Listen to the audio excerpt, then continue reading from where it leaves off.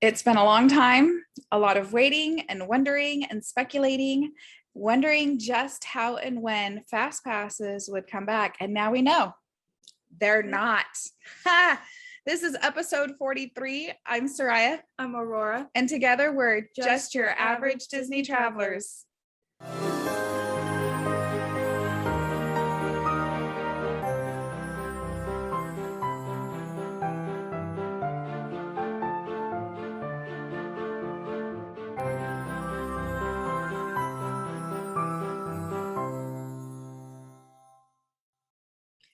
Okay, we're going to get to that.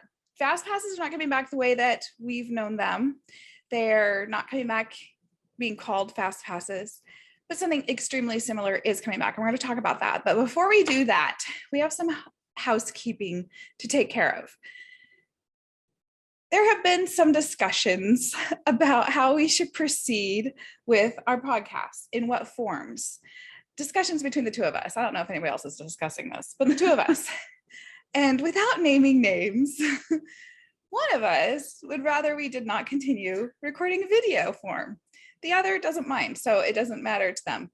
But what we've decided is to put it out there and want to know, what do you think? Do you feel it's that important for us to be recording in video? We would still post a podcast to YouTube if we decided not to record video.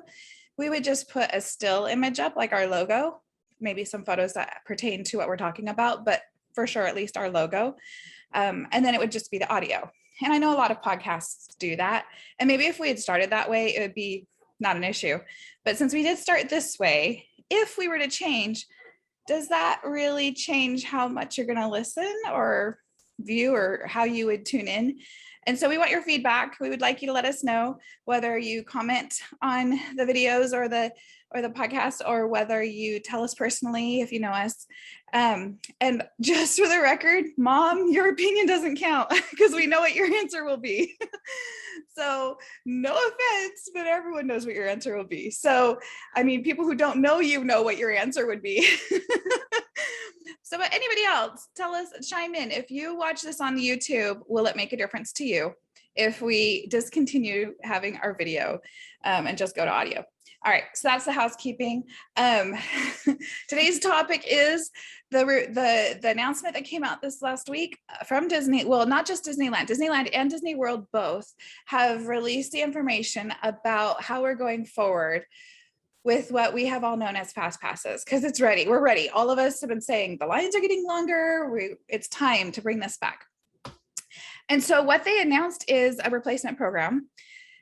And it's coming, there's a lot of things entailed in it. It's not just about the FastPasses, but that's what everyone's focusing on. Yeah.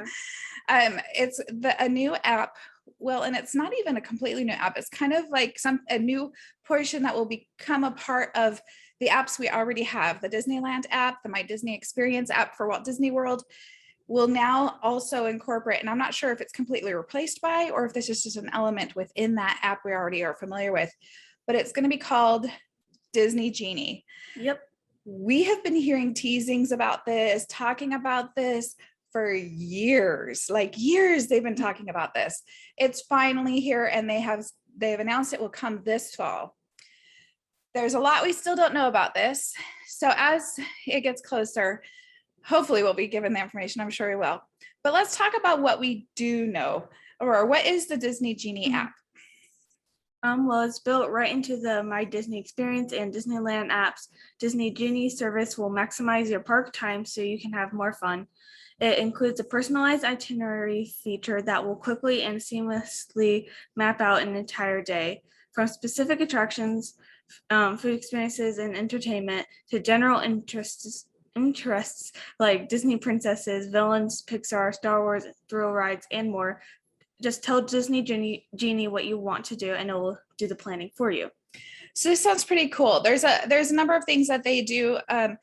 So they mentioned in here what the Disney app or the Disney Genie app is going to include. And first of all, this is complimentary. This is free to anyone. You just get the app. It's just like the Disneyland app and then My Disney Experience app. This portion completely free. And as it sounds like, however it's implemented into the apps we already are familiar with, we'll still be able to get the maps, we'll get the wait times, we'll get the show times, we'll get the mobile experience and all of that, or the mobile ordering that we're already doing.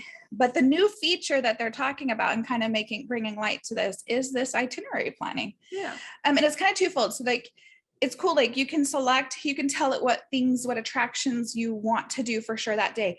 Not just rides, but like shows you want to see or food that you want, like where you want to eat. And you tell it roughly what you want to achieve that day. And then it will create an itinerary for you and tell you where to go and when and what order to do things. And I find that I think this is going to be extremely helpful to a lot of people who are not, they feel like they're not, I don't know if capable is the right word, but they just don't feel like they're good at planning that, or they don't know where to start, or they wouldn't know which lines tend to get longer when and how to arrange their day. Maybe people who are first-time visitors or haven't been in a while and the park is constantly changing, or people who are going maybe with a totally different experience this time, whether it's with a different group of people or different size group of people or whatever. And so what do you think? Would you use that yourself? I mean, I'm more of I like to go and like do things on impulse there. Like I'll like see the wait times and then just decide from there. So I feel like sometimes I would use it, but sometimes I wouldn't, just because I just didn't really I didn't really want to plan. I used to do itinerary planning for us. Oh yeah, you would go like to the minute almost. It was kind of like, okay, we're gonna do this. And I would do it conservatively to allow ourselves a casual walking time. Like we weren't rushing from thing to thing, but it was all planned out. And we haven't done that for a very long time, because the more you go, the less you really need that. And the less you feel like you have to hit everything. And also you just learn how it works. Yeah, you learn really kind of the flow that you want to have and what works well for you. Yeah. But what I'm very curious about is to try this just to see what would it give me? Would it match what I would have done for myself? That's true. I'm curious. I want to try it just for that reason. Yeah. But what you mentioned actually sounds a lot like another portion of this, which is almost like a board, like a pin board, where you can put on your favorite interests. You can tell it Big Thunder Mountain, Space Mountain, Incredicoaster, all these the things you are interested most in. And you can tell it what to keep an eye on, and you go to that page and it will constantly be telling you what the current wait time is and what the forecasted wait time is, or things like that, for you to go and have a quick overview. And that sounds like what would be good for you. You would want to do that. So then you pull it up and you say, oh, of my favorites, this is the shortest wait, or this one, it's a little bit longer now, but it's forecasted to go down in an hour, or whatever. And you would make your choices based on the real-time information, right? So I could see you using that a lot. I actually could see us using it as a family too, but I could see you using your own for when you can get away from us and do your own thing or whatever. But so I think that sounds really cool. Okay, so we're not going to spend too much more time on this Genie portion, the Disney Genie portion that is free, because the big news, the big talk is about the next portion. Oh, actually, let me just find out. I just want to make sure I'm not missing anything. I think that's pretty much for the most part what we want to hit on for right now. And the other thing I was going to say is those itineraries that they'll create for you, it will update. It'll kind of keep refreshing to what is really happening if things start changing in the day, or if you decide you need to change something, it can be refreshed and it'll keep updating, and so it'll be current for you. So I think that's going to be helpful for some people. Yeah. Okay, so now let's talk about the next portion. This is the paid part of it. So within the Disney Genie app, there will be, I don't know if you want to call it a feature or what, but it's called the Disney Genie Plus. Now, Aurora, what do we need to know about the Disney Genie Plus? Okay, so for the price of $15 per ticket per day at Walt Disney World Resort and $20 per ticket per day at Disneyland Resort, choose the next available time to arrive at a variety of attractions and experiences using the Lightning Lane entrance. You can make one selection at a time throughout the day, from classics like Haunted Mansion to thrill rides like Big Thunder Mountain Railroad. I can read. And newer favorites like the Millennium Falcon, Smuggler's Run, and attractions subject to limited availability. Okay, so again, paid. So it's going to be paid, and the way it's going to work, first of all, basically, long and short of it, if you're already familiar with Disneyland's Max Pass that they had before COVID came and disrupted everything, this is basically it.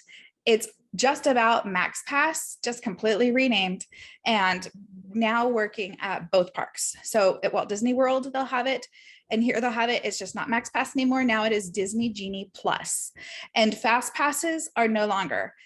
Now they're called Lightning Lanes, which is kind of fun. Yeah, here's like the thing. Fast Pass. I like Fast Pass. I like the I name. don't mind the name Lightning Lane, but I just want to know, why do they constantly have to change the names of things that it's like we know it as one thing, and it's not even like I mean, they are changing how it works, but that doesn't mean Lightning you have to change the whole name. A mouthful. And Fast Pass is just, you have to get your name, your mouth around the L's. Blah, blah, blah. Maybe it's just because I don't know, just Fast Pass. Maybe it's just the connection, because I just keep thinking, what a waste. They're gonna have to go and repaint all their signs, change all of their, and like we're all used to. I like how you're just thinking about it logically. I'm just thinking about it like emotionally. Like, yeah. Anyways, so no longer will they be called Fast Passes. When this comes back, which will be this fall, we don't know exactly when, but some point this fall, to Disneyland and Disney World, we will have Lightning Lanes. And if you pay this portion that for this Disney Genie Plus, you will be able to access those Lightning Lanes and basically skip the line, just like Fast Pass worked. You'll basically have it essentially at this point works the exact same way. It's just called Lightning Lanes. It is interesting that the price is different. They do add that at Walt Disney World, in addition to having the Lightning Lane access, you're going to also have access to specifically, they say audio experiences, which themed audio experiences. And I thought I saw something somewhere this week that was like giving you more information about the attractions and things. So I think it might be kind of like a extra info, trivia, tips, that types of thing. And then in addition to that, at Walt Disney World, there will be photo features to like augment reality lenses. Think Snapchat filters, except they might be video even. So Minnie Mouse might jump in the photo with you or something like that. And so, my phone and my laptop are making noises, and I can turn off the noises on my phone, but my laptop, I'm not sure how to do that. Anyways, don't mind the dings. Anyhow, so that is available for the Walt Disney World goers if you use Disney Genie Plus. But at Disneyland, this is what I'm really happy about. It also includes our PhotoPass photos, just like Max Pass did. And PhotoPass photos are $20 a day. So $20 a day, you can do Genie Plus, which includes your PhotoPass photos. So that means at least the first person that uses that in your group, it pays for itself that way. Now, after that, it's an additional cost. But to me, that helps me to justify the expense when I know that it's going to include something that I would have paid for anyways. So that's nice. Yeah. They haven't, at Disney World, it sounds like, they already have Memory Maker, which is a good deal too. And I'm not quite sure if they're making any adjustments to any of that or anyhow, but for whatever reason, Disney World gets the filters, like those cute adding things to your photos and videos, whereas Disneyland just gets your PhotoPass photos, including those ride PhotoPass photos for free, included in, well, I wouldn't say free, it's included in Disney Genie Plus. Other things to know, it's just like how FastPass worked before, one at a time. You basically get it and they'll give you, it'll be for the next available time. So just like how FastPasses, as they go through, there's only so many allotted per time throughout the day. So as they use all of them, your return time, your window is going to be later and later in the day. I'm assuming, don't know this, I'm guessing that just like FastPass, if it's a lot later in the day, like more than 2 hours, then they'll allow you to get another one before that one, the way that FastPass worked. But it's hard to say. I'm hoping it's like Max Pass, that as soon as you scan, as you go in the entrance, you can immediately get another one, which is what we found it extremely useful for. The only thing that's different about this with Max Pass that I can really see is that it's the only way to use Lightning Lane. There is not going to be a free way to use Lightning Lane or what we used to know as FastPasses. Whereas, and maybe that's why they've changed the name, because it's no longer available in a free form. I don't know. Not sure. Let's see. I think that's about it on that one. You can still get as many as you can end up fitting into the day. as long as you're just doing them one at a time. So if you keep getting them, you just keep getting them until, you know, you decide you're done, because even though the most popular rides will end up running out at some point, there's always some ride that has them. Yeah. And that's kind of nice. I guess what we can talk about is the differences. So for Disneyland, if you're a Disneyland person, this is not a horribly new thing, especially if you ever used MaxPass. But even if you didn't use MaxPass, you're probably familiar, you probably heard about it. And in general, this is not a huge change other than that now you had to pay for it. But at Disney World, it's completely different, because at Disney World, they had already shifted from FastPass to FastPass Plus. Oh my goodness, more noise. Just mute the computer. I don't know how to mute the computer. Oh my gosh. Mute my computer without muting my mic. How do you do that? They're not the same. Okay. All right. Rory That's is the smart girl. that's- Okay. That's Okay. the computer volume, not Okay. the microphone. Disney World I'm pretty sure. is Disney World went from being able to just get your fast passes on the day of, just like everybody else, like Disneyland does, to where you actually selected it up to 2 months before, and you were limited to 3 per day at first until you got there and used them, and then if there were some left over, you know, still some there, you could get more. This is totally different. So if you're a Disney World person, this is going to be a big change, and it's going to be confusing, and it's going to be frustrating, and you feel like you are just, it's horrible and Disney's mean. I've seen there's been a lot of feedback already. Have you seen any of the? No, Oh my, people are trashing this. Like, they're totally ripping on it. But you know what? People did that to MaxPass too until they started using it. And then they do that to like almost everything. that's true. Disney Anytime does, there's going to be a change, until they try see it. how it works, and then they go, oh, maybe they actually like made a good idea. Guardians. Yeah. So MaxPass was not a popular idea. I wasn't excited about it.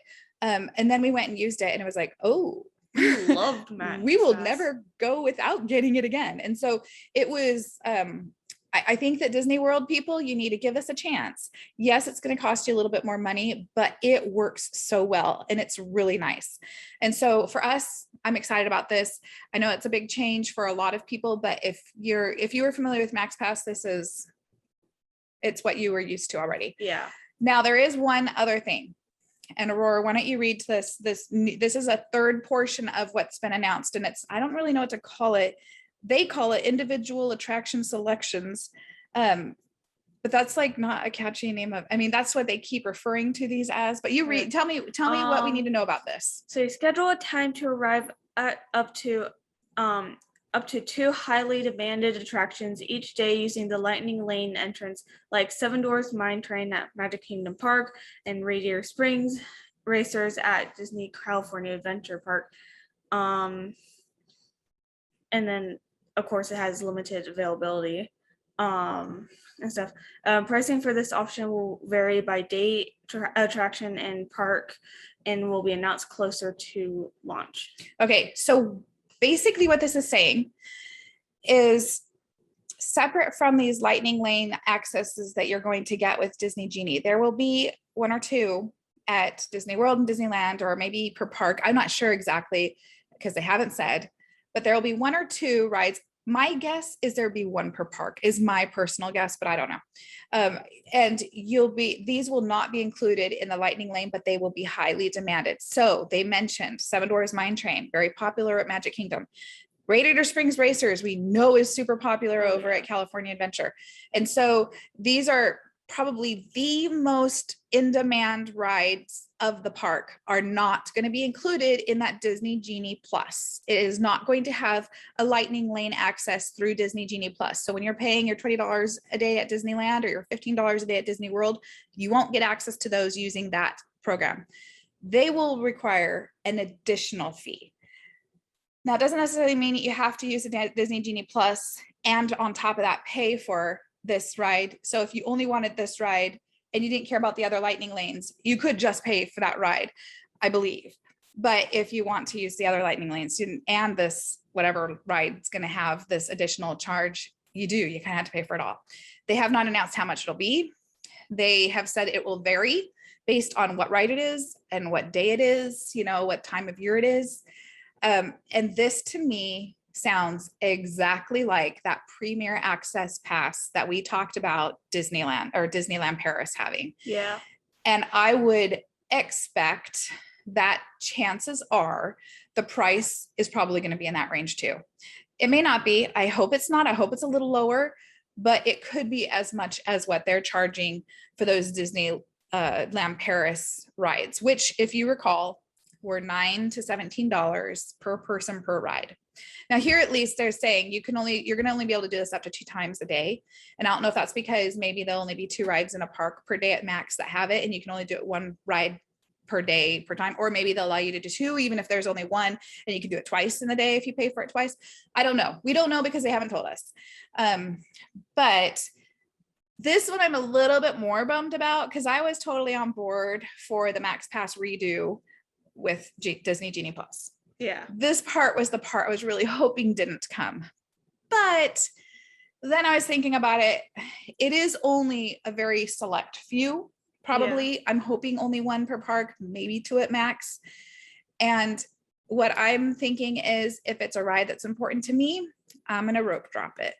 And then I will Disney Genie Plus the rest to have lightning lanes. Yeah. And it'll just be my first to do that day. So I get there at the beginning with, a shorter wait. Mm-hmm. What do you think? If the rides that are like that have single rider and they still let you do just like our discussion about the then Disneyland I'm Paris. good. Yeah, they haven't mentioned anything about Disney, the single rider lines going away. I don't think that they would. It doesn't make sense to take them away. Yeah. So I wouldn't expect that. So hopefully you're right. Hopefully that ends up being. I'm going to jump in and interrupt our episode. Have you ever had a time where you had a conversation with somebody and then later on, looking back, you realize you totally forgot to tell them some things? Yeah, I just had that. So there's a couple of things that we know that I forgot to mention. And it's mostly about the timing on making some of these reservations for the lightning lanes and things. So we will be able to, at Disneyland, it's a lot like how Max Pass was, where we'll be able to start creating those lightning lane or getting those lightning lane passes once you enter the park, as well as the individual passes that you purchase individually. Those we can get as soon as we enter the park. Again, the lightning lanes, it's 1 at a time. You get 1 and then you wait till you use it, and when you're eligible to get another one. But the other thing I was going to mention too is that you can have both these at the same time. So you can get a lightning lane pass using the Genie Plus, and you can purchase the individual attraction passes and have those at the same time. But anyhow, you do that at 7 o'clock, or not 7 o'clock. You do that when you enter the Disney parks at Disneyland. Now at Disney World, it's a little bit different. So the lightning lane, they can get, when you just get the lightning lanes through the Genie Plus, you can do that. Anyone can get that at 7 a.m., just like those virtual passes. However, the individual attraction, where you get those, where you pay extra for those, if you're staying at a Disney World resort, you can do that at 7 a.m. If you're not, you'll have to wait until you enter the parks. So that's where we're going to see the advantage of staying on property. And we've been wondering that because so many things have kind of been taken away of what the benefits are there. So this is one of those benefits. You're going to have the earlier access to those individual attraction passes if you're choosing to use that. What I'm learning from all of this, or what I'm thinking about all this, is at Disney World, 7 a.m. is a busy time. If you're staying on property especially, you've got virtual queues opening up, you've got the lightning lanes you can do, and if you're on property, you can do the individual individual attraction passes. It's going to be busy, so sometimes you're going to have your priority of what you're hitting first, or have multiple people and have someone one and someone another, going for them. But anyhow, I'm sure it'll all work out. We'll learn more as we go. But I wanted to make sure I added that information because it is good, and I'm sure some people were wondering. As we learn more, hopefully we'll be able to share not too far future, hopefully in the next month or so. So that was it. I'll return you back to our episode now. Thank you. Bye. Now, one of the things that people are upset about in general is the fact that we're going to have to pay, period. They were really liking that we didn't ever have to pay for FastPasses. At Disneyland, you could choose to pay for the convenience of getting them through your app, getting them quicker, getting them more often, but that was a choice. You could also use FastPasses free. And that's no longer. If you want to skip any line, you have to pay some way or another. And here's what I would say. I would direct you to the Universal website and go check out their tickets and look at their express pass price. Because let me tell you, it is 3, sometimes 4, and even almost close to 5 times the cost of what Disney is charging with this new program. And that might sound crazy. They do offer it in a slightly different way, but I think that the way they offer it in some ways is a big con. Not con like a cheap, but pro con. You can use that word in so many different ways. Okay. Like a pro and a con. I see it as more of con for me. Say negative. Negative, because here's how it works for them. And this is not a podcast about Universal, but let's just compare. Universal's Express Pass, the regular Express Pass allows you to ride any of the rides that offer Express Pass, just like them, not all right, just like Disney, not all rides were offered as a Fast Pass, some weren't, just like that at Universal. So the ones that offered the Express Lane, you could use it on any of them at one time per day, but their price is significantly higher than what Disney is charging. Now, Disney, you have to kind of schedule, you have to pick it and then go, and then you get another one. You can still do that all day long, and you might be able to hit all of them in one day, but you might not. It's kind of like, it's based on the availability. Some of them will get taken up a lot quicker, like Space Mountain or Star Tours or whatever, or Indiana Jones, it would probably be getting picked up pretty quickly. And so you will see those run out earlier. And so Disney or Universal doesn't quite do it that way. But the negative for me means that they're not monitoring how many people are showing up at any given time. So that there's still going to be times where you show up in that express lane and it's not going to be an express lane. It's going to be a lot longer because people are using it that one ride that day there. And so I still feel like the value is just better at Disney on that. And so I would just bring that up. I would finger wag. Look at Universal and don't sit there and harp on Disney, because Universal has been doing this for years and Disney didn't. Now they're starting to at a much more reduced scale. Don't bash Disney for it. They are a business. Also, the thing is, fast lines, I mentioned this before, but fast lines tend to make the standby line longer. And so when you have it so limited on the demand, like you're not going to have an additional fast pass or lightning lane line to make that standby line even longer. Yeah. So anyways, I just think that we need to realize also this is a supply and a demand. The reason why they put out these programs is because when you're in line, how many times have you said or heard other people say, man, I wish there was a way to skip this line. I would even pay to skip this line. They should do that. That's what they're doing. This is exactly why, because people will say that. Now, when you're not in line, when you're at home in your air-conditioned house and you're sitting comfy, you're not thinking that you care and you would rather not pay. But when you're hot and your feet hurt and you're standing in that line that's 45 minutes, an hour and a half, you're like, I would pay to skip this line, because you would, or a lot of people would. And so this is a supply and a demand. And if you're one of those people, you're part of that supply and demand. You're demanding this ride by getting in that line, and you're showing Disney that they have, they have room here to make this work smoother for people who are willing to pay for it. And that's what this is. So yeah, so there's me on my soapbox a little bit, because I get a little tired of Disney getting bashed. It is a business. It's going to be making money, but it's also in the interest of making sure our experiences are as positive as they can be. And so they're not doing this just to suck the money out of us. You know what? If you feel that way, don't go. Guess what? Someone else is going to take your spot. They are not having a hard time getting people to go to their parks. They're not going to have a hard time getting people to pay for these passes, because they have not had a hard time getting people to pay hundreds of dollars an hour for their VIP tours, which also skip lines. So it's, this is not something that is gonna, it's not even necessarily for that. It's about helping make the park smoother and having our experiences more pleasant overall. And as a Max Pass purchaser in the past, our family can say it did. It totally improved our experiences in the park, every one of us. And I'd also point out that not necessarily everybody would need the Max Pass in your family. So my sister, when she goes, they have a wide range of kids. The little kids never got the Max Pass. So you might not get Disney Genie Plus for your littlest ones, who probably weren't going to ride the rides that require that use lightning lane. And either anyway, so you just need it for the people who will. And you also don't need it every day. You might choose that 1 or 2 days during your trip you're going to, but not all the days. If you're there for 3 or 4 days, you might do half of them, and you might say the other half, we're just going to kind of wait in lines. Maybe it'll be based on the day of the week, or maybe it'll be based on, what your priorities were that day of how much you wanted to get done or whatever.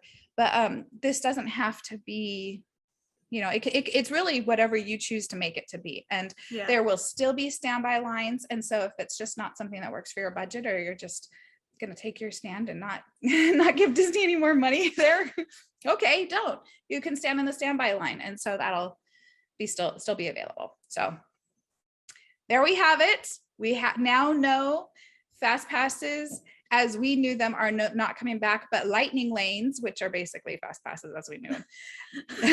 Basically, lightning lanes are coming back.